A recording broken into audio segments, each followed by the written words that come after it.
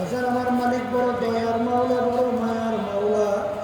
যদি তুমি আর আমি মালিকের কাছে ভাইয়া যদি খালেস নিয়তে তওবা করতে পারি, আমার মালিক বড় দয়ার মাওলা, বড় দয়ার সাগর, তোমাকে আমাকে টাইনা তার কুদরতি কোলের মধ্যে জাগা না দিয়া পারবে না। বন্দা বান্দি যখন ডাক দেবে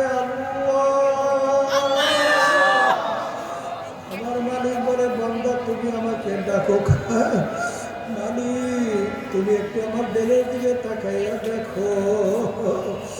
আমার মালিক শয়তান এবং নফস আম্মারা জিনজিরার ভিতরে আটকা পড়িয়া গেছে। তুমি যদি রহমতের নজরে দয়ার সাগরে তুমি আমাকে নজর না রাখো, শয়তান এবং নফসের আম্মারার ধোঁকার থেকে বাঁচতে পারবো না। যদি মালিকের উপরে সফর তো করতে পারো, আল্লাহুল মাওলা ফালাহুল কুল, আমার মালিকের জন্য যদি তুমি হইতে পারো, আমার মালিকই তোমার আমার জন্য যথেষ্ট। এই জন্য আমার ভাইদেরকে বলবো, পর্দারে মাহবুবদেরকে বলবো, আল্লাহুমুত তাকাসুর হাত্তা যুরতুমুল মাকাবির। আশায় কেউ বসে থাকে কোনারে বাজান, কারণ আল্লাহ রাব্বুল আলামিন বলে এই আশা করতে করতে এক সময় দেখতে হঠাৎ মালাকুল মউত হাজির হয়ে যাবে। আশাই থাকবে, আর তাওবা আল্লাহ নসিব হবে না। মালিক যখন মাহফিল নিয়ে আসছে, মালিকের কাছে খালেস তওবা করো, দুই চোখের পানি ফালাও, কান্দো আর মাপচা। সেই আমার বাজারের পর্দার কালের মধ্যেরা আইটা সুবেলি নিয়ম নীতি আদর্শ কালচার ভালো লাগে না। এই কথাটা আমার বুঝে গেছে। এখন ডান হাত বাদ দিয়ে বাম হাত দিয়ে খায়। দেখেন নাই ইসলামের নিয়ম কি? কোন হাত দিয়ে খাবে? হ্যাঁ, এখন সেই হাত দিয়ে। হ্যাঁ, এখন ইসলামের এই নিয়ম নীতি তার কাছে ভালো লাগছে? হ্যাঁ, যদি জিজ্ঞাসা করে ব্যাপার থেকে বেটা তোর ডান হাত আছে, তুই ডান হাত দিয়ে খাবি, বাম হাত দিয়ে খাস কেন? বলে এটা একটা আধুনিকতা। এটা কি আধুনিকতা? বুঝেন নাই? ওই যে পশুর চেয়েও তাদের জিন্দিগি কম, ওদের কালচার, এইটা এখন তার কাছে ওইসব আধুনিকতা। এই না ভুল বলছি? শোনেন, জালেবি গোলাম হাকিমুল উম্মত আশরাফ আলী থানভী রাহমাতুল্লাহ, তার কাছে একজন এই বাম হাত দিয়ে খাওয়ান নিয়ে যাই বলতেছে, হুজুর আপনাদের এই গোলামি, আপনাদের এই কঠোরতা, হুজুর এটা বলে আমি ভাবতেই পারি, হাত এইটাও আমার, এইটাও আমার, এই হাত দিয়ে খাইলে হয় কি? হুজুর বুঝতে পারছে এই হেঙ্গাটা বুঝছে। এখন হুজুর চিন্তা করছে, ওকে যদি কোরআন এবং হাদিস অনুযায়ী উত্তর দিই, তাহলে ও তো বুঝবে না, তাহলে ওকে বুঝাইতে হবে সেইভাবে। এখন হুজুর বলতেছে, এই বেটা তুমি বুঝবো আমার এইটা, তুমি বুঝবো আমার এইটা, বুঝে এইটা দেখানোর পরে সে সুস্থ না শেষ? হ্যাঁ, চেষ্টা না? সেইটা হুজুর কিন্তু গালাগালি যা দরকার সব করছে। হুজুর শুরু করে বসে গালাগালি শেষ। এখন বলছে, ভাই আপনি আমার উপরে এত চেপলেন কেন? বলে, হুজুর আপনি আমাকে অপমান করছেন। এই বেটা কি অপমান করছে? বলে, এই আঙ্গুল দেখাই আপনি আমাকে অপমান করছেন।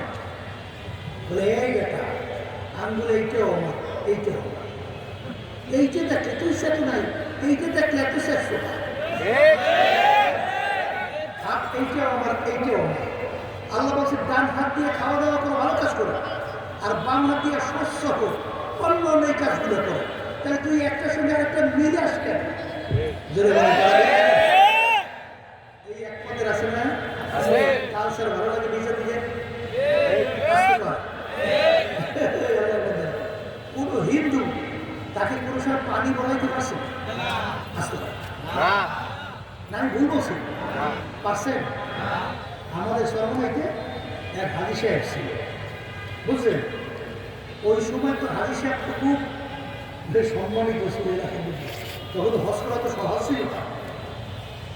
এখন হাজি সাহেবের দোকানে এক হিন্দু ছোট্ট একটা বাচ্চা, সে দোকানদারি তাই আসছে নুন রাজানি কিনে আসে।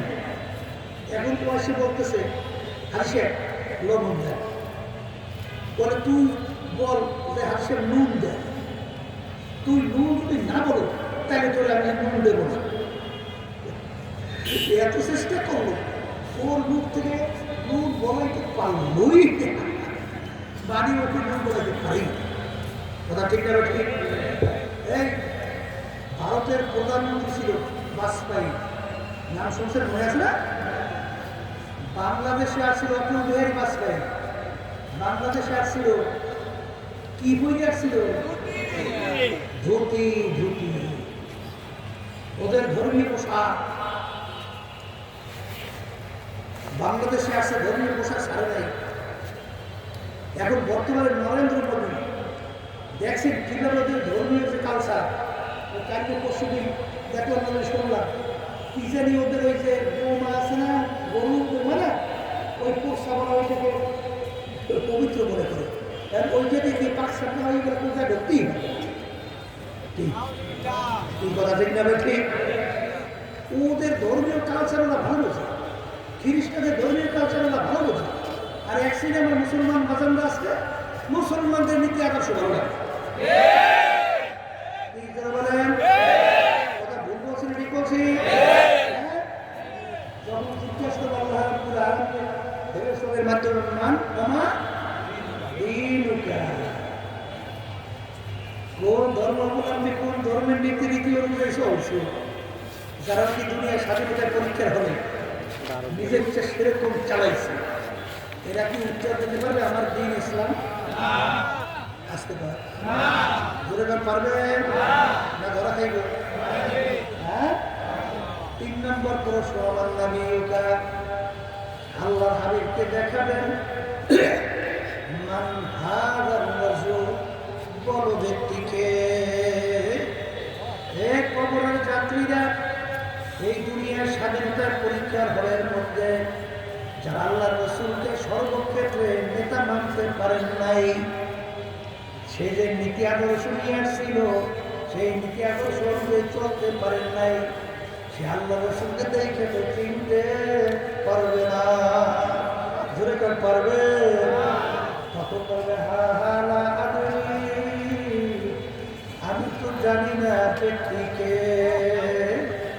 3 নম্বর প্রশ্ন, এই কথার মাধ্যমে আমি মূলত বোঝাতে চাই কবরে কিন্তু কোনো বলাবলি নাই। কবরে যদি পরিচয় আমি চরমনাই, আমি চরমনাই মুরিদ, আমি চরমনাই মুহিদ্দিন, এই পরিচয় কিন্তু কবরে চলবে না। আমিও দলে এই পরিচয় কিন্তু কবরে চলবে না। যদি চল তুই ভাবে নেই, এই নীতি আদর্শ সবসময় মনে রাখবেন। রাসূল সাল্লাল্লাহু আলাইহি ওয়াসাল্লাম দুনিয়ায় থাকা অবস্থায় তার পরিচয় সত্য সন্তান ফাতেমা রাদিয়াল্লাহু তাআলা আনহা কষ্ট হইতেছে না দুনিয়ায় থাকা অবস্থায় ইঙ্গিত করে বলছিলেন, ইয়া ফাতেমা তুই রাখসাতি মিনান্নার, হে ফাতেমা দুনিয়ায় থাকা অবস্থায় নিজে আমল করো, জাহান্নামের আগুন থেকে বাঁচো, এরপরে অন্ধকার কবরে শুয়ো। কারণ ফাতেমা যদি কবরে পরিচয় দাও, আমি আখেরি জামানার নবীর মেয়ে। আল্লাহ রাসূল সাল্লাল্লাহু আলাইহি ওয়াসাল্লাম বলেন, ফাতেমা রে, এই পরিচয় কবরে কোনো কাজ হবে না। এই কবরের যাত্রী আল্লাহর বান্দারা, হে পর্দার আড়ালের মা বোনেরা, আল্লাহ রাসূল সাল্লাল্লাহু আলাইহি ওয়াসাল্লাম তার মেয়ের ব্যাপারে যে সতর্কবাণী শোনাইতে পারে, এখন নিজে নিজে প্রশ্ন করো, তাহলে তোমার উপায় কি? আমার উপায় কি? এ কবরের যাত্রীরা আল্লাহর বান্দারা, পর্দার আড়ালের মা বোনেরা, যারা পাগল ভালো মন্দ যারা কিছু বোঝে না, তাদের ব্যাপারে কিন্তু কোনো শরীয়ত নাই, তাদের ব্যাপারে কোনো নামাজ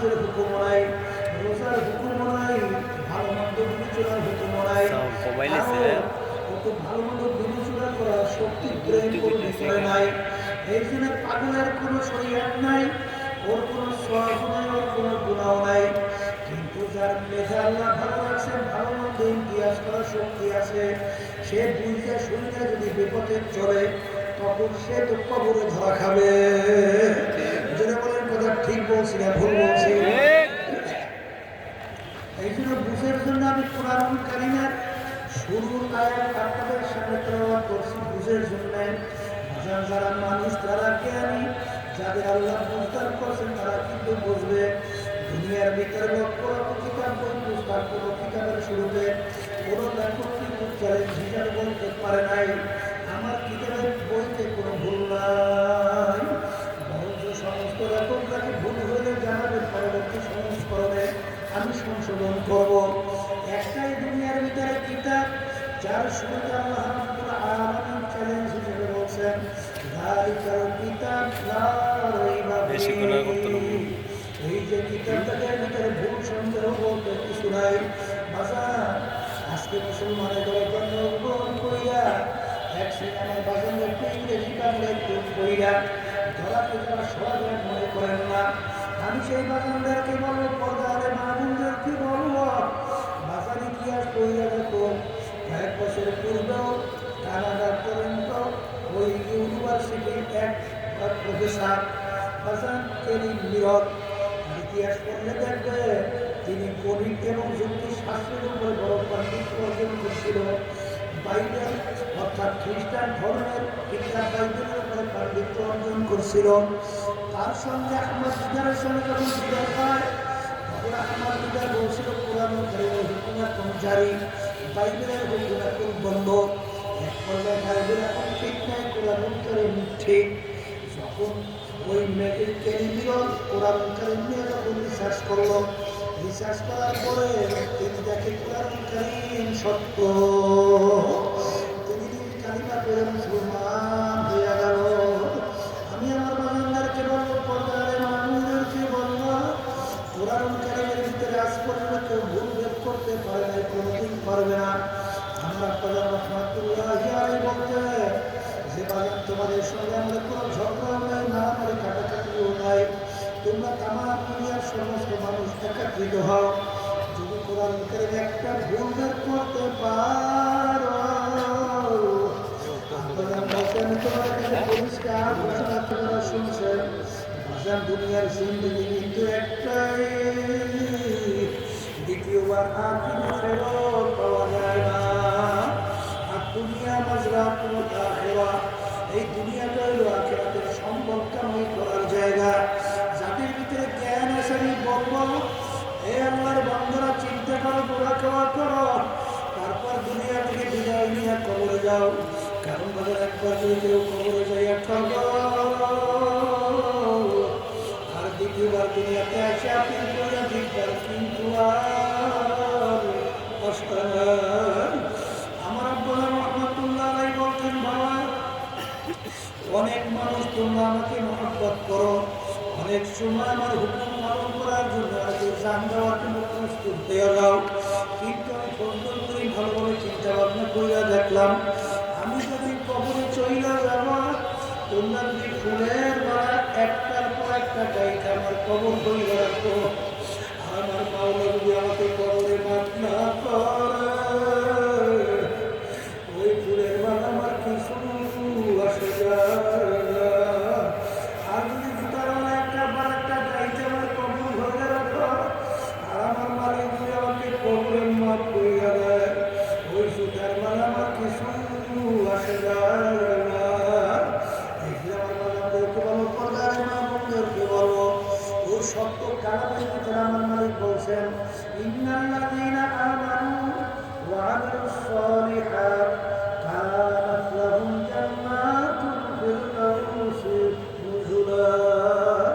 আমার মালিক বলছে, তোমরা যারা বেহেশতে যাইতে চাও, দুইটা কাজ করা লাগবে, ঈমান আনা লাগবে আর এক আমল করা লাগবে। ঈমানকে নির্ভেজাল করতে হবে, আর সাহাবায়ে কিরামদের মধ্যে নিজের আমলকে নিজের শারীরিক গতিতে সাজাতে হবে।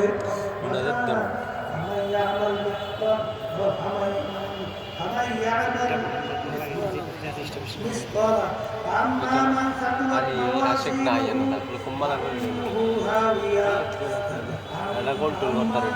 ثقلت موازينه فهو في عيشة راضية وأما من خفت موازينه فأمه هاوية আল্লাহ রাব্বুল আলামিন বলেন কিয়ামতের ময়দানে আমি তোমাদের আমলনামাকে আমি তারই পাল্লায় দিয়ে ওজন দেব যাদের নাকি পাল্লা ভারী হবে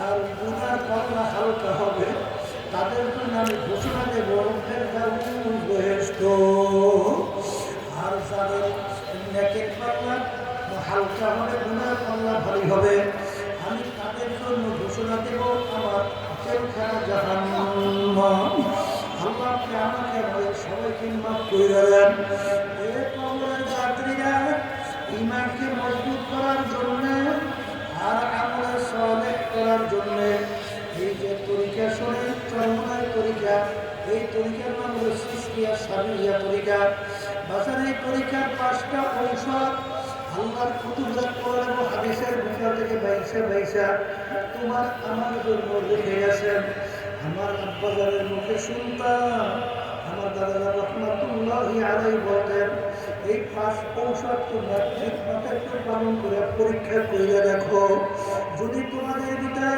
কোনো পরিবর্তন না আসে দাদারা জোর দিয়ে বলতেন আমাদেরকে জ্বালিয়ে দিও কিন্তু আজ পর্যন্ত কোনো আল্লাহর বান্দা কোনো আল্লাহর বান্দি যারা এই ঔষধ পরীক্ষাগুলি পালন করে দেখছে কেউ ঠকে নাই জোরে বলেন করে ঠিক না বেঠে আমার বান্দাদেরকে বলবো পর্দার মানুষদেরকে বলবো আমাদের উদ্দেশ্য হলো নেকের পাল্লা ভারী করা গুনার পাল্লা হালকা করা নেকের পাল্লা ভারী করার জন্য ঈমানকে মজবুত করার জন্য ভাষা পরীক্ষামূলক একটু দেখেন এই তরিকা ঔষধ পালন করি না আল্লাহর ফজল করবে যারাই পালন করছে তাদের তেলের ভিতরে দিনের দিন আল্লাহর ভয় পয়দা হইতে থাকে তাদের আমল নেকির দিকে চলতে থাকে গুনাহ থেকে ফিরতে থাকে তামাম দুনিয়া যদি তাদের পায়ের উপরে ফেলে দেওয়া হয়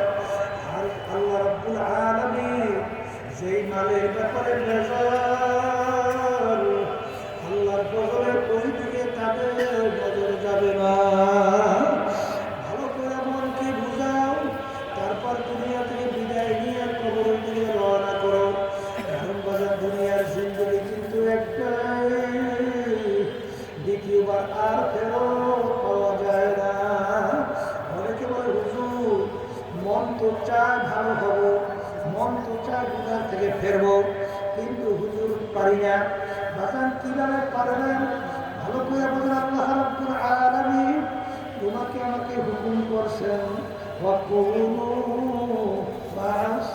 মা'আস-সাদিকিন তোমার সাদিকিন বান্দাদের সঙ্গী হও সাদিকিন বান্দাদের সঙ্গী না হইলে বাজান তুমি ইচ্ছা করলেই ভালো পথে চলতে পারবে না কেউ কোনোদিন পারে না এই জন্য আল্লামা জালালউদ্দিন রুমি রহমাতুল্লাহ আলাইহি তিনি বলছিলেন খোদ ওয়াকত মাওলানা রুমি নাশদ তাকুলামে শামসুত্তিবিরিদাশদ আমি রুমি ততক্ষণ পর্যন্ত রুমি হতে পারি নাই যতক্ষণ পর্যন্ত শামসুত্তিবিরিজি সাগরে হইতে পারি নাই এই ক্ষেত্রে যে আমার আব্বা রহমাতুল্লাহ আলাইহি বলতেন আমার দাদা রহমাতুল্লাহি আলাইহি কথা উদ্ধৃতি দিয়া দাদাজান বলছিলেন যার মুরব্বী নাই ওর মুরব্বী হয় শয়তান জোরে বলেন কথা ঠিক কারণ শয়তানকে যখন আল্লাহ রাব্বুল আলামিন চিরতরে জাহান্নামের হুকুম দিয়া বের করেছিল শয়তান তখন মালিকের দলে কসম খাচ্ছিলেন মালিক আমি তোমার ইজ্জতে জালালের কসম খেয়ে বলছি যেই বনি আদমের উসিলায় তুমি আমাকে চিরতরে জাহান্নামের হুকুম দিলা ওই বনি আদমকে আমি জাহান্নামে নামিয়া ছাড়ব না এই জন্য শয়তান মালিকের কাছে পাওয়া চাইছে যে ওদের সামনে থেকে পিছন থেকে উপর থেকে নিচের দিকে মানকান থেকে যে কোনো অবস্থায় যেন আমি ধোকা দেওয়ার সুযোগ পাই যা শয়তান তোকে আমি দিয়ে দিলাম, কিন্তু তুই মনে রাখিস আমার বান্দা বান্দিকে ধোঁকা ফেলায়া তুই যত গুনার ভিতরে লিপ্ত করবি পাহাড় পরিমাণ গুনাহ করাবি, কিন্তু বান্দা বান্দি যত খালিস তওবা করবে আমার দরবারে দুই হাত তুলবে, দুই চোখের পানি সারবে, আর আমার দরবারে ডাক দিয়ে বলবে আমার মালিক দয়া মাকে তুমি আমাকে মাফ কইরা দাও। ও আমার কাছে মাফ চাইতে দেরি, তোকে আমি মাফ করতে দেরি করব। এই জন্য বাজানদেরকে বলবো নফস তিন প্রকার, নফসে আম্মারা, নফসে লাওয়ামা, নফসে মুতমাইন্না। যারা কি কোরআনুল কারীমের ভিতরের কথা বাজার নফসে আম্মারা কাকে বলে? সবসময় গুনাহ করতে ভালো লাগে, একের কাজ ভালো লাগে না। বাজার তুমি বুঝবা তোমার ভিতরে নফস হলো নফসে আম্মারা। কোন নফস? নফসে আম্মারা। বাজার এই যে তরিকার শব্দের কথা শোনেন, বাজার এই যে জিকির আজকারের কথা শোনেন, এই জিকির আজকার করার মাধ্যমে, কোরআনুল কারীম তেলাওয়াত করার মাধ্যমে, বাজার মাউতের মুরাকাবা বেশি বেশি করার মাধ্যমে আল্লাহর ফজল করেন ওই নফস পতন হইয়া নফস এক পর্যায়ে নফসের লাওয়ামায় পরিণত হইয়া যায়।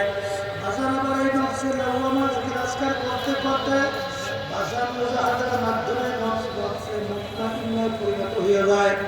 আর আল্লাহর ফজল করেন নফসে মুতমাইন্না কাকে বলে?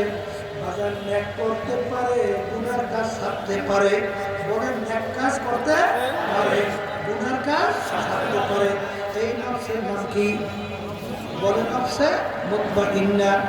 বাজার কোরআনুল কারীমের মধ্যে আল্লাহ রাব্বুল আলামিন ঘোষণা করছেন, ইয়া আইয়াতুহান নাফসুল মুতমাইন্না ইরজিই ইলা রাব্বিকি রাদিয়াতান মারদিয়া ফাদখুলি ফি ইবাদি ফাদখুলি জান্নাতি।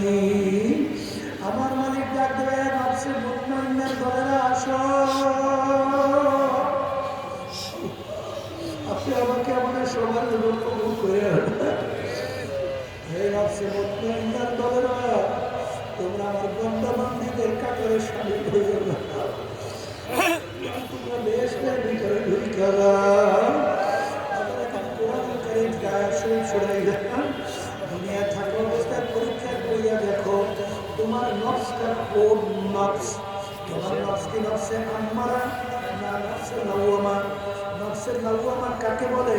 গুনাহ করার সময় চুপ থাকে, গুনাহ হওয়ার পরে ভিতরে আফসোস তৈরি হয়, গুনাহটা কেন করলাম? এই নফসের নাম হলো নফসে লাওয়ামা। হে আল্লাহর বান্দারা, পর্দার মা বোনেরা, দুনিয়ায় থাকা অবস্থায় পরীক্ষা করিলে কবরের দিকে রওনা করো। কারণ একবার যদি কবরে কেউ থাকো আর দ্বিতীয়বার দুনিয়াতে এসে আপনি কইরা চিন্তার কিন্তু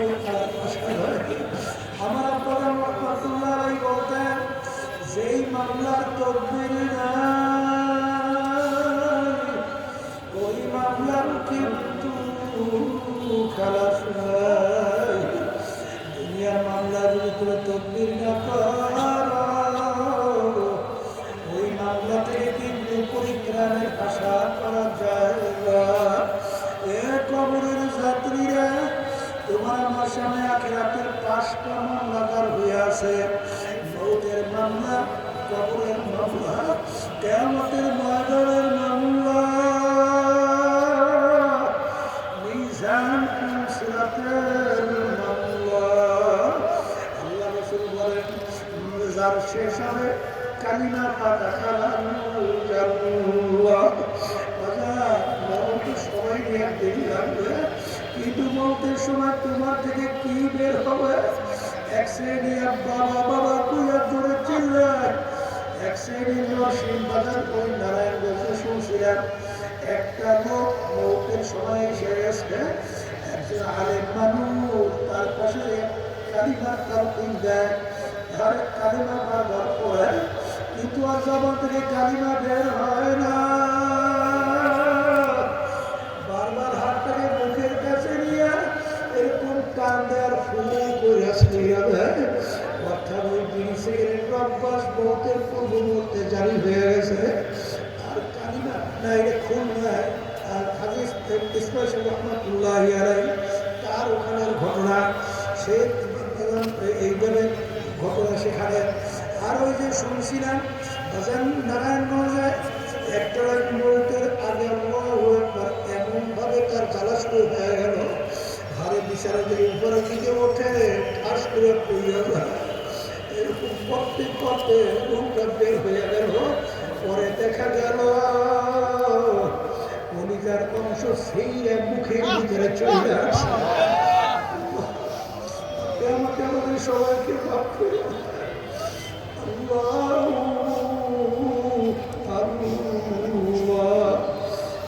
আমার বাজানদেরকে বলবো, পর্দাদেরকে বলবো, মৌত তো সবাই হবে, কিন্তু বাজান কোন অবস্থায় হবে? আল্লাহ আমাদের সবাইকে কালিমা সহ আল্লাহ রুহের হওয়ার তৌফিক দান করি না। আমিন। হে আল্লাহর বান্দারা, কিয়ামতের ময়দান, হারে কিয়ামতের ময়দানে ঘর নাই, বাড়ি নাই, পানি নাই, গাছ নাই, আগুন নাও কোনো জায়গা নাই। কিয়ামতের ময়দানটা হবে বাজার তামার জমিন। বাজার কিয়ামতের ময়দানে সবাই কোথা লাগবে? এই যে আমরা সূর্য দেখতেছি, এই সূর্য দুনিয়ার থেকে 9,30,00,000 মাইল দূরে আসবে। বাজার সূর্য যেদিকে তাপ বেশি সেই দিকে উপরের দিক, তাপ যেদিকে কম নিচের দিকে। 9,30,00,000 মাইল দূর থেকে গরমের দিনে দুপুরের সময় যখন এই ঠান্ডা জমিনে যখন সূর্য তাপ দেওয়া শুরু করে, বাজার সূর্যের তাপ সহ্য করা যায় না।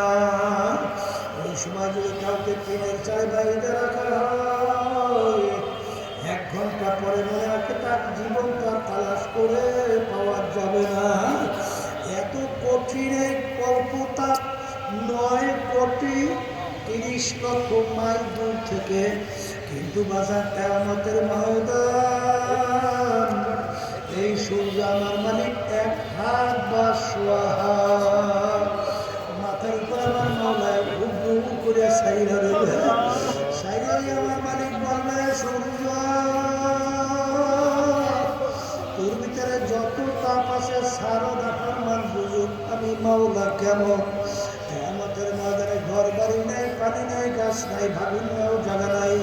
সূর্যের তাপে কিয়ামতের ময়দানটা পুরিয়া লাল চামড়ার মতো লাল হইয়া যাবে। সূর্যের তাপে নাফরমানদের টান টাস টাস করে ফেলতে মগুজগুলা ভাতের মতো বাইয়ে পড়তে থাকবে। ওই সময় আল্লাহ রাব্বুল আলামিন তার স্পেশাল আরশের নিচে 7 প্রকার লোককে ডাইকে ছায়া দান করবে। কোনো ছায়া থাকবে না, একমাত্র আল্লাহর স্পেশাল আরশের ছায়া ছাড়া। 7 প্রকার লোকের ভিতরে 1 প্রকার বাজার ওই জাকিরিন, যারা নির্জনে গোপনে অন্ধকারে মাওলার জিকির করতে করতে তাদের 2 চোখের থেকে পানি ছাইয়া কাঁদবে, গুনার কথা মনে করবে, মালিকের দরবারে মাপ চাবে। এই জাকিরিনদেরকে ডাইকে মালিক তার আরো ছায়া দান করবে। আর এক শ্রেণী আল্লাহর বান্দা বান্দি, উব্বু ফিল্লাহ বুযু ফিল্লাহ, দুনিয়ায় পরীক্ষার অনেক স্বাধীনতা পাইয়া যারা নাকি মহব্বত রাখবেও আল্লাহকে রাজি খুশির জন্য, আর মহব্বত ছাড়বেও আল্লাহর রাজি খুশির জন্য, ওই শ্রেণীর মানুষদেরকে আল্লাহ রাব্বুল আলামিন ডাইকে তার স্পেশাল আরশে ছায়া দান করবে। এক শ্রেণী আমার বাজানরা দলকে মহব্বত করে, দল ইসলামের বিরুদ্ধে, আল্লাহ রাসূলের বিরুদ্ধে, বাজার বিভিন্ন ধরনের শয়তানি, মিথ্যাচার, খুনি, বিভিন্ন কায়দা কার্যক্রম, আর মানব রচিত কুফরি তন্ত্রমন্ত্র, তারপরে সেই দলের সঙ্গে জড়াইয়া দল করে, জোরে বলেন কথা ঠিক কিনা? সেই দলকে মহব্বত করে। এই মহব্বতটা কি আল্লাহর জন্য হয়েছে না কার জন্য? এইটা যদি আল্লাহর জন্য না হয়, তুমি ভালো করে জায়গা রাখো, তুমি কিয়ামতের ময়দানে আল্লাহ আরো সে ছায়া পাবা না। জোরে বলো কথা ঠিক যাবে ঠিক। আমি বলি নাই, আল্লাহ রাসূল বলেন, আমি শুনাইতে আছি। দুনিয়া থাকা অবস্থায় রহমান মুহাব্বত রাখবে কার জন্য, ছাড়বে কার জন্য? এই শ্রেণীর লোকদেরকে মালিক গায়িকা তারা আরো সে সায়দান করবে। ওই শ্রেণীর আল্লাহর বান্দাদেরকে আমার মালিক আরো সে বিষয়ে সায়দান করবে। মসজিদে মুয়াজ্জিন আযান দিবে, আর সে জামাতে যাইয়া নামাজ আদায় করবে, অর্থাৎ মসজিদের সাথে তার একটা টান থাকবে। এই শ্রেণীর আল্লাহর বান্দাদেরকে গায়িকা তারা আরো সে সায়দান করবে। আল্লাহ আপনি আমাকে আমাদের সবার জন্য কবুল করেন। ওই ন্যায় পরায়ণ বাদশা যে বিচারের ব্যাপারে